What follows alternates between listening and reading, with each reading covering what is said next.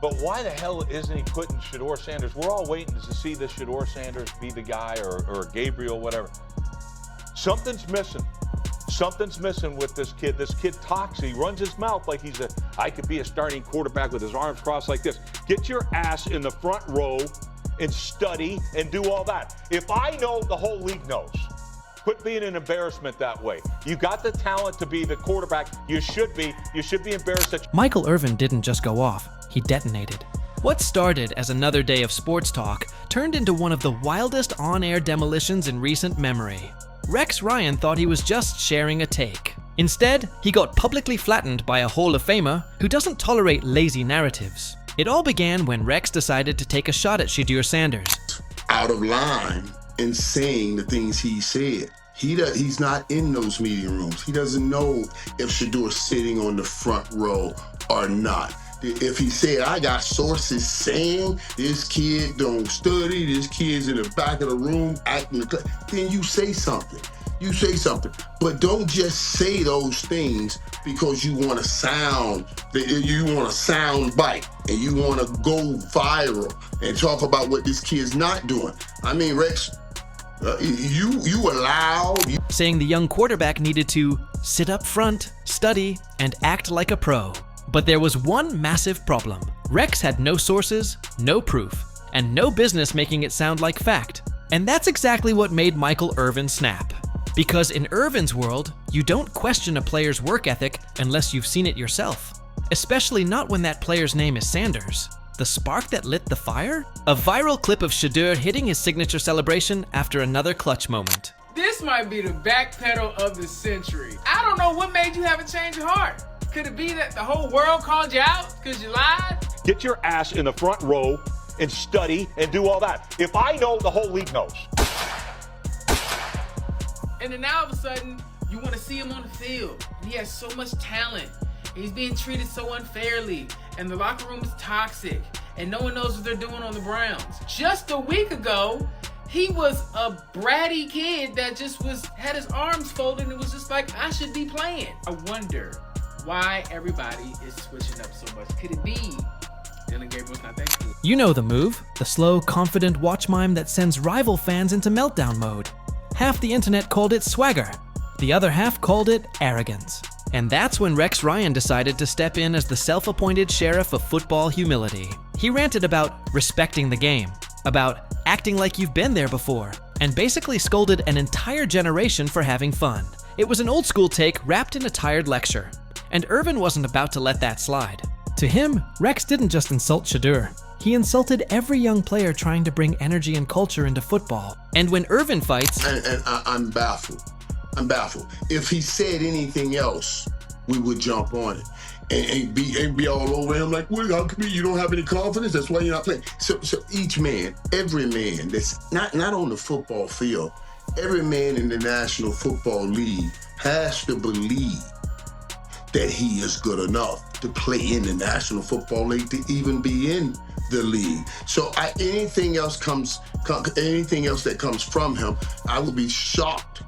Anything outside of, yes, I'm looking around, I'm seeing, and absolutely, I can play in this league. He doesn't use quiet words, he uses fire. Rex probably woke up that morning thinking it'd be a normal show. Some banter, some bold takes, and coffee in between commercial breaks.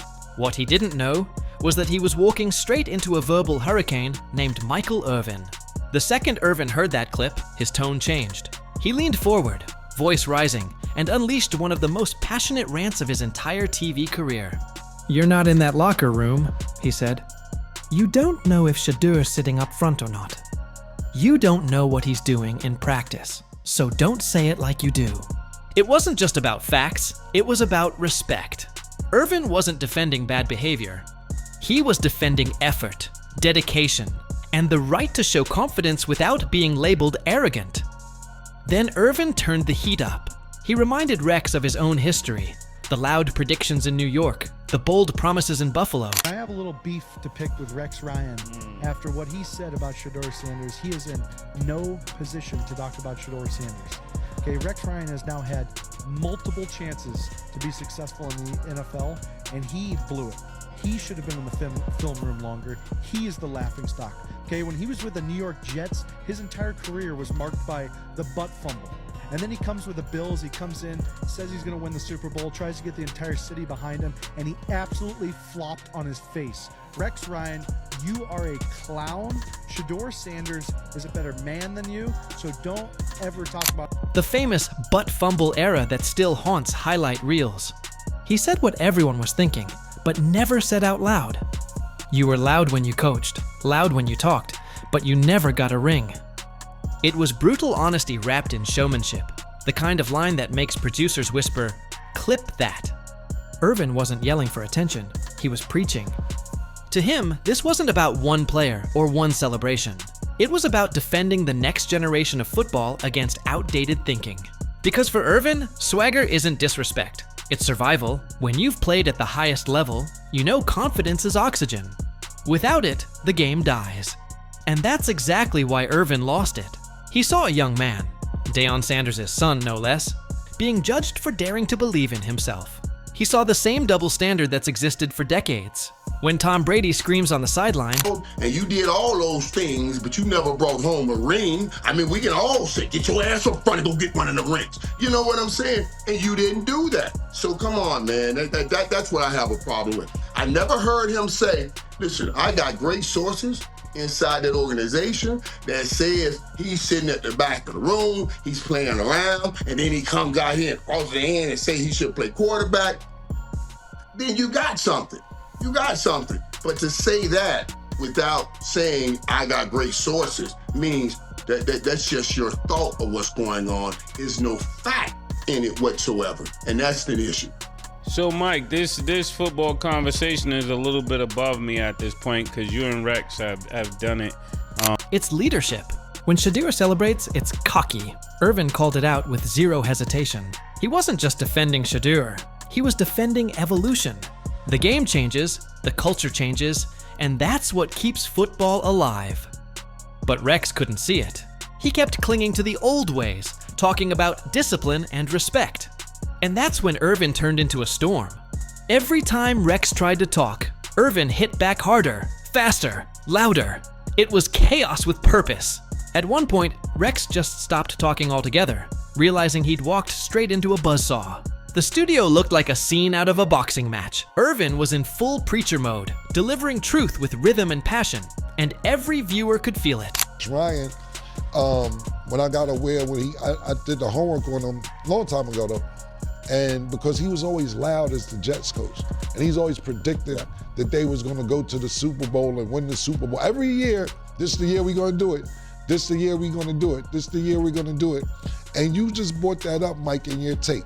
Nigga, you loud, Rex. As a coach, you're loud as a coach, and especially as a commentator, you're very loud and you take bold takes. So when Mace asks, was it clout chasing? I don't think it's clout chasing, it's just... Fans flooded social media within minutes. Rex got cooked. Irvin just baptized him. Playmaker preaching again. The internet crowned a winner before the segment even ended. But beneath all the laughs and memes, there was something deeper happening. Irvin wasn't just shouting to win a debate. He was teaching a lesson, one that every generation of players needs to hear. Confidence isn't arrogance. Swagger isn't disrespect. It's what separates the good from the great. Shedeur really responding to something that Rex Ryan would say on ESPN. That's something Deion would do. I'll say that. Yeah, I mean, of course. I buy it. That's what they do. It's something Shedeur would do. Yes. And, remaining the third string QB, I mean, maybe the best thing he could do is not say anything, but still be a part of the headline. So I love this from Shedeur. Okay, I have no problem. I think Cleveland Brown, Shedeur Sanders, has not really been annoying to me or anything. I think that was fun. That was funny. I got no issue with that. I like. As the debate continued, Irvin's passion only grew. He reminded Rex and everyone watching that football isn't a boardroom. It's a battlefield.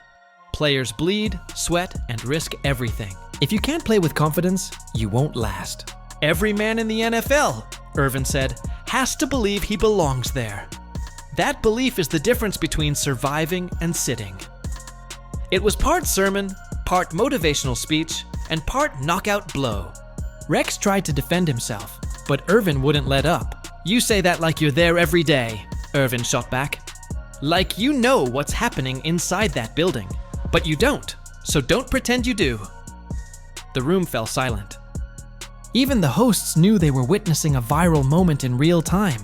By the end of the exchange, That was a question that was asked of him.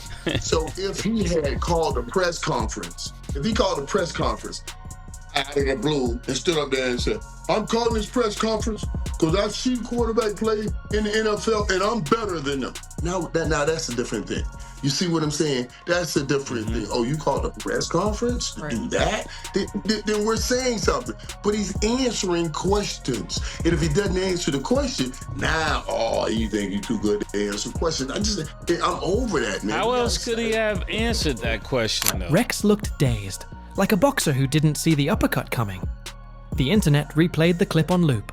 Fans wrote captions like Irvin 1, Rex 0, and Playmaker dropped a sermon. But it wasn't just entertainment, it was perspective. Irvin was saying what a lot of former players have felt for years. The game has evolved, but too many old school voices refuse to accept it. They call it disrespect when young athletes celebrate, but call it passion when veterans do the same. Irvin wasn't just defending Shedeur Sanders. He was defending expression, individuality, and the right to play with heart. And the best part? Even people who didn't like Irvin had to admit he was right. The more they rewatched the clip, the more it made sense. Shedeur's confidence wasn't arrogance, it was armor. In a sport that eats the weak alive, you need swagger to survive. Truth is, guys, a lot of people in power didn't like it. Rex Ryan just said out loud what folks has been thinking. Rex Ryan is a paid employee, shows are scripted. So somebody wrote that down and told him to say it. Do you think Shedeur Sanders' confidence is still hurting him? Or is the league just being too... Irvin called it out perfectly. Swagger doesn't kill focus, it fuels it. The irony, Rex Ryan of all people should have known that. His entire coaching career was built on bravado, trash talk, fiery energy, and loud confidence. For him to criticize someone else for showing personality was like a rock star complaining about loud music. The hypocrisy was stunning, and Irvin exposed it in seconds. After the show, social media exploded with memes and quotes. A pull a Michael Irvin became a phrase. Translation, defend your people, go off and don't hold back. Even players joined in, tweeting their support for Shedeur and praising Irvin for standing up for the new generation. What Rex intended as criticism became free promotion for Shedeur's brand. You wouldn't be out here hating for clicks now, Rex, would you? Please tell me it ain't so, Rex.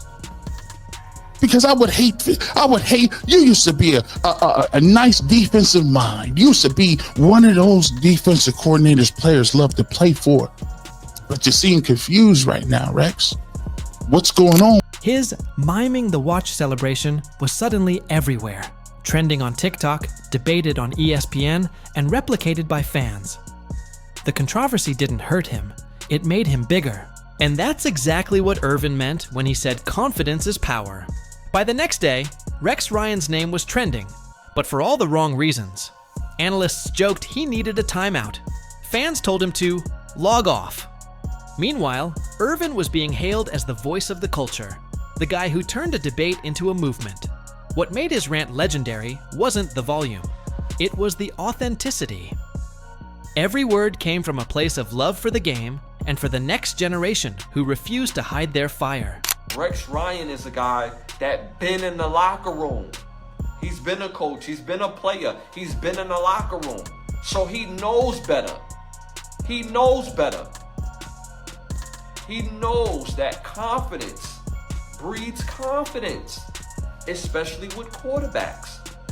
He knows, being in the NFL, that you have men that pay their bills, put their life and body on the line with the belief. He wasn't protecting arrogance, he was protecting evolution.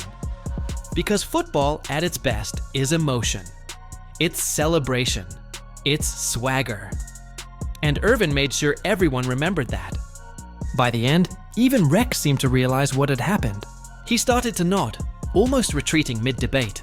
Irvin wasn't talking to him anymore. He was talking to every young athlete watching. Confidence isn't disrespect, he said. It's DNA. And just like that, the conversation shifted. Irvin didn't just defend Shedeur Sanders, he defended the entire spirit of modern football. Because at the end of the day, swagger isn't the problem, it's the product. Irvin walked out of that studio with more than a win. He walked out with a legacy. And somewhere out there, Shedeur was probably laughing, polishing his imaginary watch, and planning his next celebration.